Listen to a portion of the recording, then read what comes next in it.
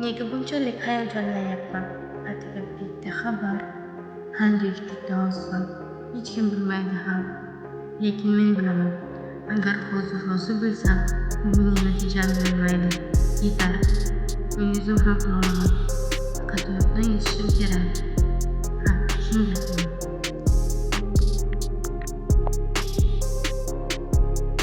Xo'p, internet va masofaviy ta'lim zamonaviy ta'limning eng muhim tarkibiy qismiga aylandi.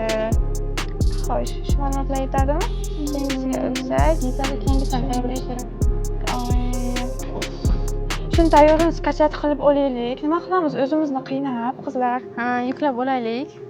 Yo'q, nima qilamiz? O'zimiz qilsak yaxshi emasmi? Uning ustiga kontrakt to'layotgan bo'lsak. Ha, to'g'ri. Ustoz so'rasalar, keyin javob bera olmaymiz-ku. Unda nima qilamiz? To'g'ri. Kontrakt ham to'laymiz o'zimiz ustiga.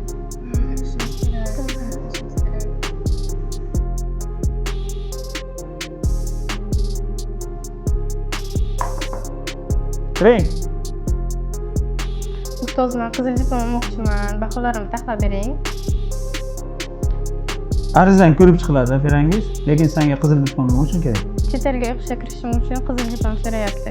Chet elga o'qishga kirish uchun diplom so'rayotgan bo'lsa, buni baroqroq o'ylash kerak edi. Lekin seni oldingi o'quvchilaringda 3-4, ya'ni past baholarni olmasligi sabab buni imkoniyati yo'q. Ilojini qiling ustoz. Imkoni yo'q. O'zing xabaring bor, Xemis tizimida bu narsa o'zgartirishlarga ruxsat berilmaydi. Birorta xizmat bo'lsa qilamiz ustoz. Ferangiz, bilasan, men doim bunaqa ishlarga qarshiman.